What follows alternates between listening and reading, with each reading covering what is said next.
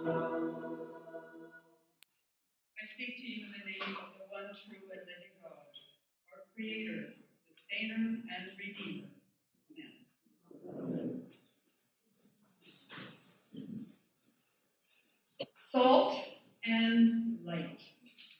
Jesus uses these two very common images in our gospel reading for today to talk about his followers, to talk about us.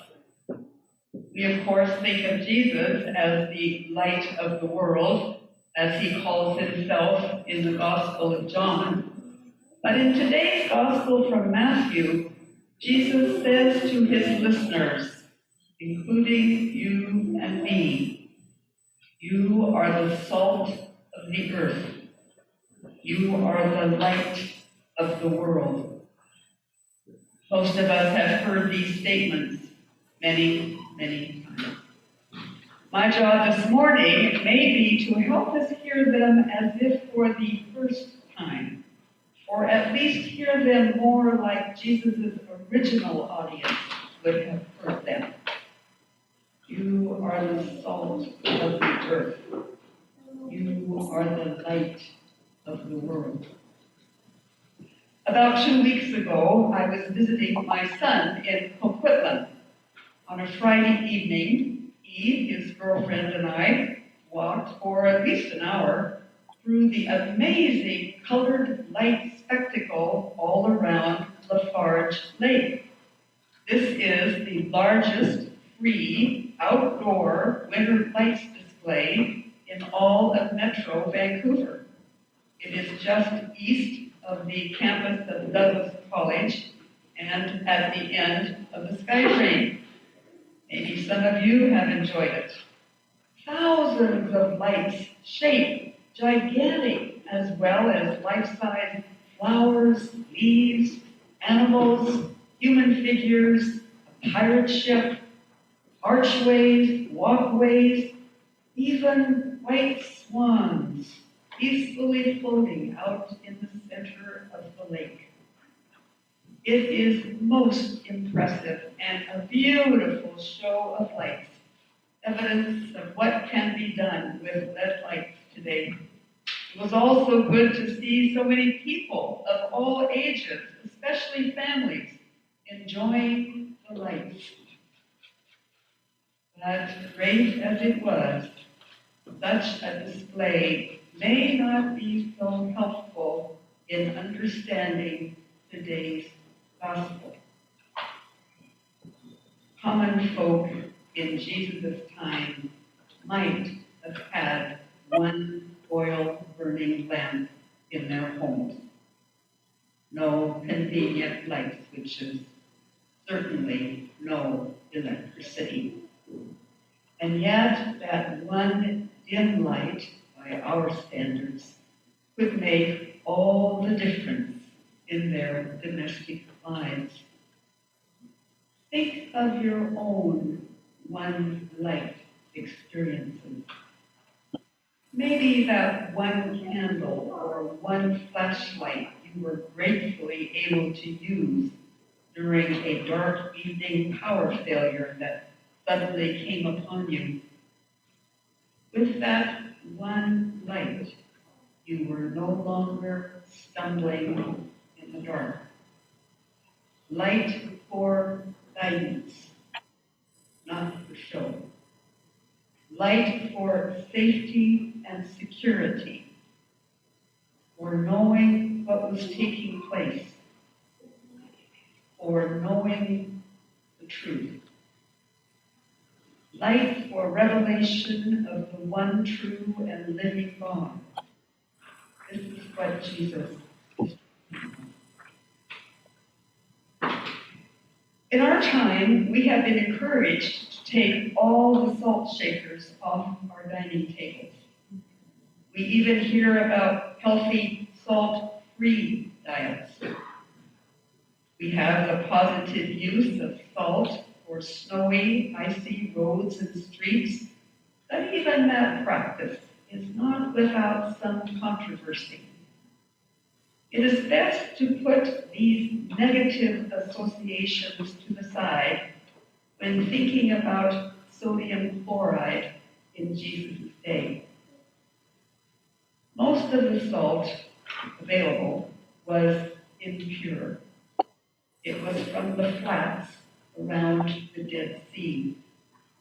The impurities were less soluble than the sodium chloride, so the salt could lose its saltiness if it got wet. Purer salt was mined and much more expensive.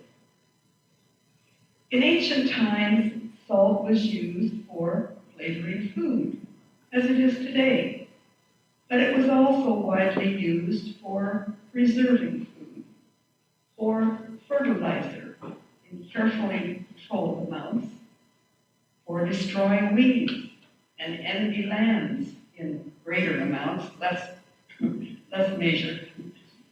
And salt was used for sacrificing. Burnt offerings to Yahweh were to include salt. This last usage shows how salt carried or made concrete a power beyond itself, a spiritual power, if you will. Salt had a bite to it. Sharing with another a meal with salt was a way of establishing a relationship, just like it is today, if you think about it. Covenants were made and renewed with salt. Salt still has that bite to it. A not so spiritual association with salt, but one that should be mentioned, is that pure salt was sometimes used for money. It was valuable. Roman soldiers could be paid in salt. We get our word salary from salt. We say, he's a man worth his salt, meaning he's earned his pay. He's an honest worker. With all these associations, it begins to make sense why Jesus would say to his followers, "You are the salt of the earth." You are called to live with integrity. You are called to season life, give it meaning and purpose. You are called to stimulate positive growth as a fertilizer. You are called to preserve the world from decay, be a force for good, for honesty, for trustworthiness, for truth, for abundant life. Those of you who read the Saturday Globe and Mail know about the weekly column by Diane Malley in the business section. Each of her Saturday columns features a different couple or an individual seeking financial advice for their retirement. The write-up always includes their total financial assets, their monthly net income, and their monthly outlays. What I have found interesting is the relatively little that is generally set aside for charity, regardless of income. How different spending habits are, as reflected in this weekly column, from the sharing Christians are to do. We are unique in this money-obsessed world of ours.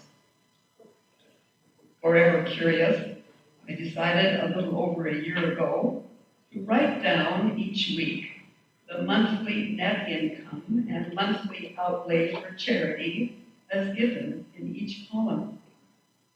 After about 8 weeks into my little, admittedly unscientific survey, the category charity was changed to gifts and charity. Well, that changed what I was trying to find out. Gifts could be made to one's own children or grandchildren. That could hardly be called charity in the sense that I was using it. Nevertheless, I continued for a full year to get some insight into the giving patterns of middle and upper middle class Canadians. As it turned out, the vast majority who participated anonymously in this Globe and Mail column gave under 1% of their net income to charity. Many gave nothing. There were heartwarming exceptions, but by and large, monetary generosity to the less fortunate was not the norm.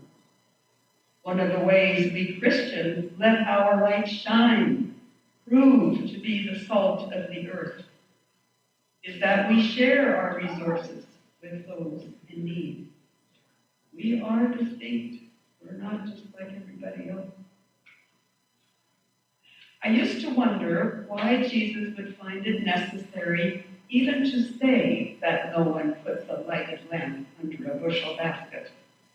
Aside from the fact that it might catch fire, what is Jesus concerned about? It is good that I can still learn.